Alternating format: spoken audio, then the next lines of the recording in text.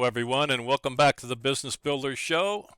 For those people who have listened and watched before, you already know who I am. My name is Marty Wolf, and I'm joined by my good friend. I don't want to say my old friend because that would infer that I'm or you are old. But Adam, we've known each other for a while. Adam Coffey, welcome to the show. Marty, good to be here. Hello to all your listeners out there. It's good to be back. I got to keep writing books and cranking them out faster so that you and I can catch up more often. Well, we can do this. You don't have to write a new book. We can do this kind of regularly if you want. I'm telling you, I'm ready for that anytime. Yeah. So, we are going to talk about Adam E. Coffey's latest book, which is titled Empire Builder. Subtitle is The Road to a Billion. Empire Building, Empire Builder, The Road to a Billion. So, let me introduce Adam Coffey. Empire Builder, CEO coach, in-demand speaker, and three-time #1 best-selling author Adam Coffey builds high-performance cultures that drive transformative exponential growth. A CEO for more than 2 decades, he has led 3 national private equity-backed service companies for 9 private equity sponsors, completing 58 acquisitions and realizing billions of dollars in successful exits. Adam Coffey is a founder partner of CEO Advisory Guru, serving as a management consultant and independent director to private equity portfolio companies, family offices, and elite executives. Adam Coffey also wants to make sure you know that he is a proud U.S. Army veteran. So, Hoorah! Army beat Navy. Life is good. I was going to email you yesterday, but I didn't. I let it go. So, all right. So, yeah, and before we even launch, I'll give a promotion to his other 2 books right away. Let's see, which one was first? The Private Equity Playbook. Was number Private, 1 this morning. We're getting up to almost 5 years after I wrote that thing, and it still hits number 1 just regularly. there's reasons for that. It is an excellent book. The Private Equity Playbook. The next one is the Exit Strategy Playbook. I have both of them right here. I use them. I refer to them all the time. And now we're going to talk about being an empire builder. So the first obvious question is, maybe it's not always obvious, but Adam, who or what inspired you to write your latest book?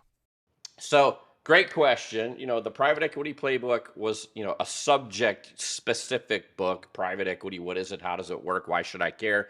Exit strategy, all about entrepreneurs understanding the exit process. And so, as I was thinking about book 3, my books, I've had canned, ready to go outlines. And what's been happening is those are staying in a file folder on my computer. And as I'm working with people, I'm identifying common themes, common problems, and then wanting to solve them. And so it takes me off in a tangent, if you will. So I still got Mm-hmm. 2 books, I'll call it in the can, Yeah. for later on. So there's going to be at least 5. But Empire Builder is about the journey. And Yeah. this came out of, I'll tell you that this, like all my books, started as a lecture, started as a seminar. So I had a 350 page PowerPoint deck that I created over about a 6-month period. It Yeah. was my inaugural, call it seminar that I gave in February of 2023. So just this year earlier. Yeah. And as soon as, I had live audience, over 300 people from like 30 different countries. And as soon as I was done giving that seminar, I started writing the book. And so the book was a seminar first, became then, a book after that. But Marty, I was just in doing research and thinking about life in general. I was really struck by some facts and figures, and these are all from the U.S. government, Small Yeah. Business Administration, and websites and some of the other government resources that are out there. 33 million small businesses in the United States, defined as 500 employees or less. Only 7% of entrepreneurs ever get to a million in revenue. And Yeah. only 4% of the 7% get to 10 million in revenue.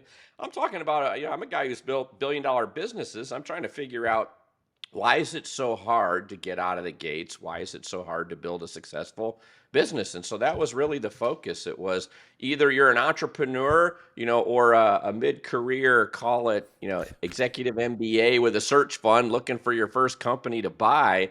and you're Yeah. starting from something small and you're trying to build an empire. And it's like I did research and just my own observations from having bought 58 companies over the years. I wanted to try to write a book to try to help stack the odds in the favor of entrepreneurs who either are getting out of the gates with a business or buying something as a search fund, or maybe they have a business, they've been in it for 10 years, but they're struggling. So let's Yeah. stop, time out, deconstruct, take it apart, Yeah. and get back to the basics that allow you to build then a scalable empire Yeah. that really isn't limited. So the book goes through kind of zero, the first 100,000, to a million, to 10 million, to 100 million, to a billion. And what are all the behavioral changes that take Yeah. place? Yeah. I love the way you laid it out, obviously. And I'm going to mention something now that you do mention in the book, that no matter what size company you are or what size you want to be, there are lessons in here. So, another great book, Adam, and of course you know Well, that I thanks, did read it. Marty. Hey, I'm going to tell you something. NDA signed, so I can't disclose names, but a billionaire with a very large service company that everybody in the country knows, um, was asking for my help, and multiple CEOs had gone into this company and failed to fix it, call it. And he's asking me, why can't people get this right? And I'm like, they're trying to solve for world hunger. This is a multi-billion-dollar business. It's like, I don't need to fix a multi-billion-dollar business. I need to fix one truck, one service call. Yeah. I need to get it. I need to get us profitable at the unit level. Once you figure that out, then everything. I can apply that to 6,000 trucks, and Yeah. lessons learned will be helpful. So you're right. It doesn't matter what size business you have. Yeah. People are spending too much of their time, which is one thing we can't buy, and they're spending too much time struggling. So I wanted to Yeah. help. Well, and you are, and you do. And so you jumped ahead to my question number 13 or whatever it was. And you kind of jumped ahead, so we'll go deep on that. You, in fact, say get the unit level pricing, or however you phrase it. Get that figured out. What does one cost you to do? How do you make profit on one? Go a little deeper on that thought process, because I agree with you that that is where so many of them get locked up.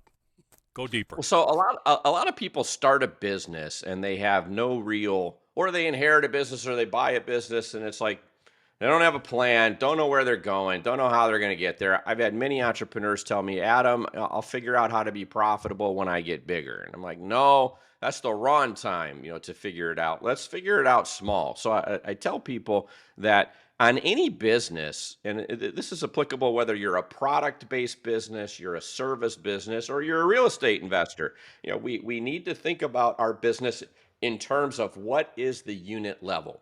So, and I call it unit level economics. We got to get our There you unit go. level economics right. And I apply something I call the 30-20-10 rule. So the 30-20-10 rule essentially is this. I've got revenue. I need at least 30% gross margin, in order to be able to pay less than 20% in SG&A and earn at least a dime, dime on a dollar on the bottom. So let's take a couple examples. If I'm a service business, so let's use plumbers. So I got a guy in a truck or a lady in a truck. They're a plumber, and they're how much revenue can that truck produce in a month? How much does it cost me to pay for the fuel, the operating expenses of the truck, the payment if I've got a payment on the truck? How much does it cost to pay the salary, the benefits, all of those things? So how much revenue can the unit level, in this case, a plumber and a truck, in a product-based business, it might be the thing I manufacture, that's my unit level. And if I'm in real estate, hey, it's a single family home if I'm renting single family homes, and it's one door if it's a multifamily housing apartment complex. So Yeah. how much revenue do we get? What are the unit level costs to service the revenue that we're pulling in? We better be producing at least 30% gross profit. If we're not, we either have to raise price or lower our cost to service that revenue. And so it really focuses on where my problem is in the business. Once I clear the 30% hurdle, then I want my SG&A, or my back office expense, what I pay myself, how much it costs me to acquire a customer, answer a phone, to schedule, to run the parts warehouse, whatever I'm doing. I need that to be 20% or less, because I need to earn at least a dime on a dollar. If I can figure out the unit level economics, and I can figure out from there, I can figure out the revenue model to get to a million. How many trucks, how many plumbers do I need on the road to get to a million in revenue? And then I can build a capital expenditure model. How much do I need to be able to invest to generate that million, in revenue? How many trucks do I have to buy? Yeah. How many tool kits, or whatever, the case may be. And then now what I have is, essentially, I've created the smallest level, unit level economic formula that I now need to replicate, at the And build fastest, on.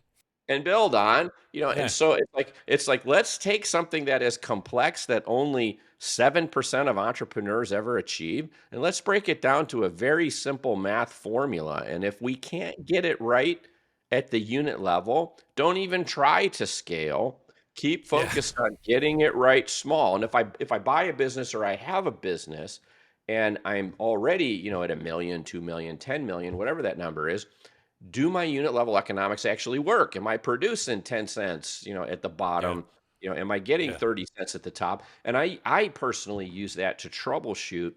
When a PE firm says, Adam, will you please help me evaluate this service business? First thing I'm doing is I apply the 30-20-10 rule. I look at the unit level economics, and I find out, do I have a viable business that's scalable? Because if it works small, it will get better as it gets bigger, because I'll create operating leverage. You get it. Buying Yeah. buying Yep. 50 trucks, I should get better economic terms than buying one or buying six. Yeah. So, if it works small, I can actually make it work better as I'm getting bigger. But oftentimes, if it doesn't work small, it will never work when it's bigger. And so it's really, Marty, about teaching entrepreneurs kind of the successful ways to analyze a business, make it healthy small, and then the rest of the book is all about scaling. Yeah. How do we scale? Adam, if we stopped right there, if we said Okay. nothing else in this interview, that is the foundation to everything. And it is not that complex, really, folks. Most people start a business, they run it, they go for a year or two, they hire, they buy extra trucks. They don't know, they have no idea what their costs are. Next thing you know, they owe the bank, they're behind in taxes, they owe the IRS because they didn't plan for anything. But don't get me on my high horse. It's all in the book. But let's even Yeah. back up a little further, because I want to, I deal with a lot of small businesses. You Yeah. preach very strongly that to start a business or buy a business that supplies what people need. Yes. Talk to Yes. me more Thank about you. that. Explain Thank it. you. Yeah, let's back up. Let's back up to the Let's very, back very up, first baby. part. Yeah, back up to the very first part of the book. And I used an example from my real, from my own personal real life. So Warren Buffett had this saying, it's like, invest in, don't invest in something you don't understand. I think that was his exact quote. And I remember sitting with my CIO. I'm at Wash Multifamily Laundry. This is going back years ago, and he and I just took an inventory. So what do we know? And I'm going to run to this investment. I'm going to do this thing. And we were talking about this, and I talked about, what did I know about my life? Well, I knew that Amazon came to my house every day, comes to all my neighbors' houses, multiple times a day. So I'm going to invest in Amazon. And I go to Home Depot, because contractors go to Home Depot, not Lowe's. Lowe's is for decorators. Guys who build things, we go to Home Depot. So unless your town doesn't have one and all you've got is Lowe's. So Mama goes to Lowe's because she's decorating, and Dad goes to Home Depot, because I'm going to get a truck full of junk, and I'm going to build something out of it. So I Right. invested in Home Depot. Everybody has a Gmail, email account. Everybody has YouTube. So that was another one that I picked. And so I think that was, I think it was Google was the third. And so I thought just about what I knew, in life. Every business runs on Microsoft applications, every PC or Mac, everybody's got Microsoft Office. So Microsoft was another one. So I picked out 5 companies just based on things I knew. I invested $100,000 in each. 5 years later, it returned 2.5 million. It was a 5 times multiple of invested capital. And Not so to bad. translate that then to business, we have what I call the economic cycle. So our the world is a volatile place. We have boom periods, and then we have crashes, and we've got recessions, and it's like this economic cycle. And if I want to avoid being killed as an entrepreneur, I think about it in terms of starting a business that addresses people's needs versus people's wants. And so the examples I give here, I want mud tires for my monster truck. I want accessories. My wife wants a new outfit to go out, to dinner on Friday night. It's our anniversary, and then it's like things that we want. If the economy goes south, we can delay our spending on wants almost indefinitely, if not permanently. If we lose a job, if we don't have any money, we can just stop. We can Yeah. want and dream, but we don't have to spend. Yeah. But if I have something I need, then it's like no matter, even if I'm unemployed, at some level I got to eat, I need a place to live. It's like there are certain things, needs that we have to pay for. We have to in order to survive. And You so need I that plumber. You wait need wait that wait what? plumber. You said when your toilet is You clogged and need that plumber. you can't get that thing unclogged. It's like you're going to have to call the guy, or the Yeah. girl, and the plumber's going to come over and fix that. And I was telling people, it's like, if there's a hole in my roof and there's water pouring on my head when it's raining outside, I need to fix my roof. Yeah. Whether I've got the money or not, I got to find a way to get it done.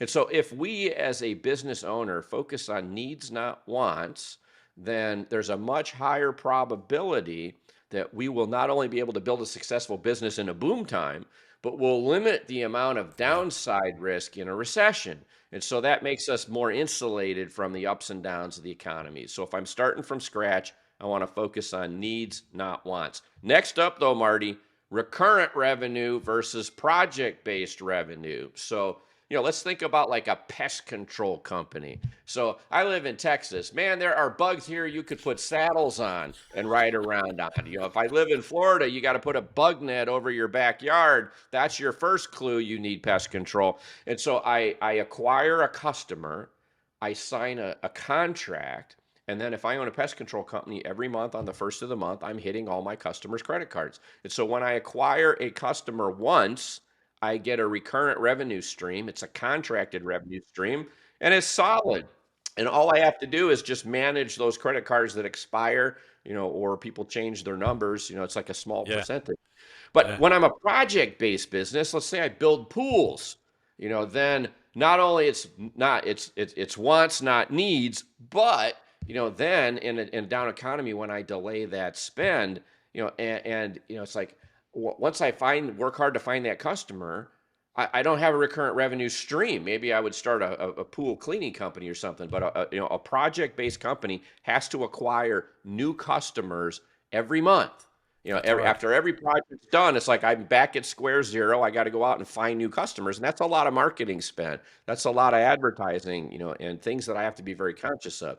So It I sure like is. to have some kind of a sticky revenue stream so that when I find a customer, I can keep them for a while. I've been Yeah. living here in this house for 3 years, and I've had the same 2 pest control companies for 3 years. And it's like every month they hit me up. They hit my card. It's I don't have to worry about it. It's like out of sight, out of mind. And Yeah. it's like they just keep on charging. So we want Yeah. needs, not wants. Recurrent is better than recurring, but I'll take recurring because you can make a Yeah. lot of money in recurring revenue companies too. Sure. And then if finally it's like wants would be my least desirable path to finding success, but people do it every day. Oh i'm yeah. just I'm trying to stack the odds That's in the right. favor. That's what we're doing. That's Yeah. right. That's what we're trying to teach here. So you mentioned a couple companies, or a couple of industries, I should say, and you talk about in the book. Obviously, I'm in the beginning of the book. We're going to keep going, but I'm kind of at the beginning because I'm at the foundational level. You mentioned building a business or an empire in a highly fragmented market. That's an important thought process too. So, in my mind, do you agree? Oh, absolutely. And the reason I talk about it early in the book is because I tell people we're never going to start a business without knowing at what point we're going to sell a business, and having a destination. So I'm a pilot. You can see me flying some airplanes up there over my There you go. fireplace here. There you go. But a pilot never takes off without knowing where they're going. I mean, and then once I know where I'm going, I can deconstruct the trip. How much fuel do I need? What are the alternate airports? What's the weather going to be like en route? What time am I leaving? What time am I landing? It's like I can plan for that journey. Too often, Marty, not only do entrepreneurs start businesses, they don't have their unit level economics right. They potentially aren't focused on needs. They don't have their current revenue streams figured out, but they don't know what they're building to. They have no idea where the destination is going to ultimately take them. And so I'm always focused on what is the destination that I've got in mind? At what point am I going to build and then monetize the company for the Yeah. first time? Another concept, it's like so many entrepreneurs out there think that selling a business is kind of a one and done event. I'm going to build something, eventually I'm going to sell it, monetize it. And I tell people, why sell a great company once when you can sell it twice or more?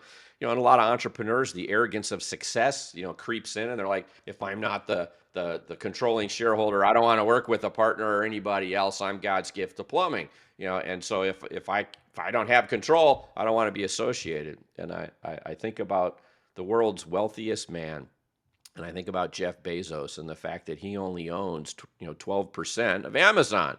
So he's a minority shareholder, and he's the world's richest dude. And if it He's works doing for okay. him, if it worked for him, it can work for you too. And you can keep Yeah. on going and get multiple bites of the apple, get wealth, get some Yeah. wealth off the table. So Yeah. many different lessons to be learned, and I try to pack it all in about a 5 hour read, as Yeah. always. Yeah. Cliff notes. Well, again, in the fragmented, there's a gazillion plumbers, there's a Yeah, I'm a sorry. So zillion landscapers, right? yeah, I didn't answer the question. So That's okay. the why behind fragmentation is at some point I am going to sell this business. At some point as I'm building that empire, maybe it's not the first sale where I start doing M&A, maybe it's the second sale. But I want a highly fragmented industry, and that means an industry that has so many companies in it there aren't possibly enough buyers to buy them all, and There you that go. creates what I'll call the permanent buyer's market for me. So if I use like my HVAC company as a prime example, HVAC, highly fragmented, tens of thousands of HVAC companies out there, I buy 23 and I put them together. And each of those 23, I paid on average around 5 times for 5 times their EBITDA, 5 times their earnings before they buy stuff. That's what EBITDA is. And and so, in a highly fragmented industry, there's not enough buyers. The multiples that we pay stay low.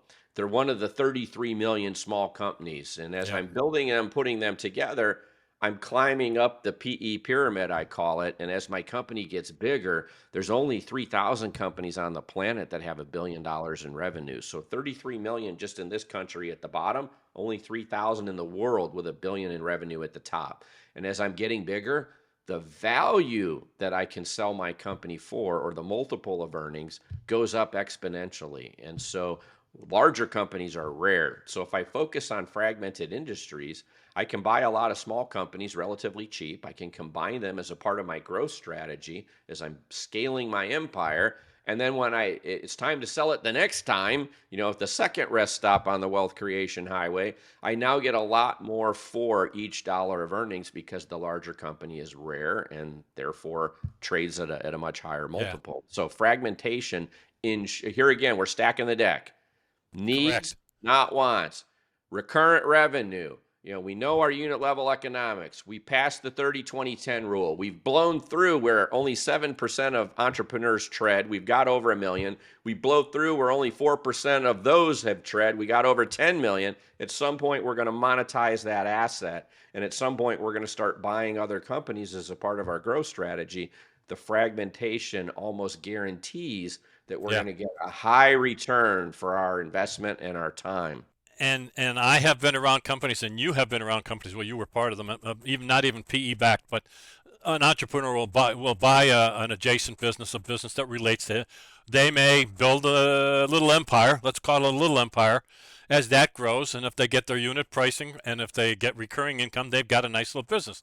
So that keeps growing. So we have to talk about, okay, so you've reached some level of success. You've come to somebody like Marty Wolf, who said you should think about selling this business in 3 to 5 years, and let's prep you for that. Yeah. And oftentimes, as you point out regularly, since you had some success, private equity is often an answer. So so talk to me about that. Give me the overview. And before you even go any further, I'm embarrassed to say we should tell people who you are again and give them your website. So this is Adam E. Coffey. And what's the best place to reach you, Adam? Well, LinkedIn, I'm on LinkedIn every day and I try to be very responsive, but they can go to my website, adamecoffey.com. If you're interested in seminars, or coaching, it's adamcoffey.com. And people who reach out to me on LinkedIn, I try to be as responsive as I can. I'm on there all the time. So, Yeah. and And I Coffee love is, hearing from people. yes, Coffee is Coffey, Coffey. Okay, so what did I just ask you? Okay, private equity. You're deeply experienced in that. What do you want to tell us? Again, I could ask a zillion questions. I'll let you lead that. Sure. Yeah. Well, so let's just start by every time I do a seminar, every time I'm teaching or working with a big group of people, and I'm talking about private equity, first thing I do is just establish how much of an expert the room is not. And so I'll give a basic 10-question quiz, multiple choice. Every question asked is like not a trick question. It's simple, it's basic, all questions answered in my first book, The Private Equity Playbook. And I'm telling you, Marty, to this day, that 90% of the room, if I give that test, 90% of the room fail. They fail miserably. When Amazing. people pass, they generally get a 6 out of 10. Well, when I was growing up, that was a D. So that's barely skating through by your hair or your chinny chin chin. And so I established that most people, although we've heard the term, we really just don't even have a basic understanding of I what private agree. equity is and why it works. And why is that important if I'm a business owner? Well, first of all, private equity buys more than 50% of all companies that are bought and sold on the planet. So high probability that private equity is going to be my buyer and or a private equity backed strategic, which means a company already owned by private equity that's Yeah. rolling up an industry and is targeting to buy my business. And so I need to know who these people are and what this is all about because at now more than 6 trillion in assets under management. If private equity were a country, it would have the second largest GDP in the world. And Right. it buys 50% of all companies sold, but it's also the world's largest source of non-bank debt. So if I'm an entrepreneur that wants to scale and my local bank is telling me no, where am I going to get the capital that I need for expansion or to grow? Well, it probably is coming from a private equity fund that also does lending, to other companies. And so, Yes. it's like we really need to understand how this capital works because it's become such a huge economic force. If not for private equity, we as entrepreneurs would not get anywhere near the amount of money that we get when we sell a company today. We would have Yeah. to find, that plumber, that HVAC person would have to find another HVAC person or plumber who's younger, who wants to take over my company because the market just wouldn't exist in the way and fashion that it exists today. So this is Yeah. something we all need to really understand. And what the more we understand how it works and what its needs are, the more we can manipulate that 6 trillion in assets under management. We There you can go. feed it what it wants, which is returns for its shareholders, and take from it what we want, which is wealth creation for our families. Yes. So many people are afraid. They hear those phrases. I mean, my responsibility to my clients is that and there are smaller companies, they're anywhere from 5 to 20 million, but they hear the words private equity and they just freak out. But they don't know anything. So my responsibility is to share as many options as possible. Um, Adam, we can't possibly cover everything in the book. I wish we had 2 hours. But here's what I'm going to say is my part of the wrap up, and then I'll ask you to wrap up. Adam has written 3 books that are very easy reads. If you, no matter who you are, at what stage of life and stage of your business is in, you should read all three. So Adam E. Coffey is at .com is his website. You can find him on LinkedIn. You need to follow Adam. But the books, get the books, read the books, and you will be more prepared, A, to build a better, stronger company, and then be prepared when and you will exit someday, some way. You will exit. Yeah. You know the saying, with your boots on or Guaranteed. not, right? Yes. So with all that being said, Adam, just great books, great work. Thank you for what you're doing for entrepreneurs. But again, we can't cover everything. But how would you like to close? Something that I didn't ask you. There's a million things that I wanted to. I have 3 pages here, but I could go on, but I don't want Well, to do that. Marty, all I'm going to say is, look, over my career, 35 some odd years in business, I've worked for some of the legends like Jack Welch. I've built 3 national companies. I've sold them multiple times, billions in exits. I've been blessed, and I decided, to make a pivot and to try to be a resource that I didn't have 35 years ago, and to Yeah. try to be helpful and impactful to entrepreneurs who are out there who are struggling to find profitability in business. They're struggling to build those empires, and that's what my books and my teaching and the reason I do these podcasts. Something else most people don't know: I donate 100% of my book royalties to charity. So that's hundreds of thousands of dollars that I donate to charity. It was never about money for me. I've already made mine, if you will. Yeah. And so I'm here. I'm dedicating the rest of my career to helping entrepreneurs learn how to succeed. And it should not be the mystery that it is today. So engage, follow, and I'll be happy to show you the way. It doesn't have to be, even if you're the one truck guy you're starting out, it doesn't have to be that difficult. Yes, it might be challenging. Nothing is easy. But if you have the roadmap or the design or the processes and all this kind of thing that Adam talks about in his book, you can do it. You can build it to what you want it to be. As long as you stay healthy and strong, take care of yourself, take care of your family, everything will come together. So Adam Coffey, thank you so much for what you're doing for all of us entrepreneurs and for being part of the Business Builder Show one more time. Marty, I appreciate you, and thank you to all your listeners out there.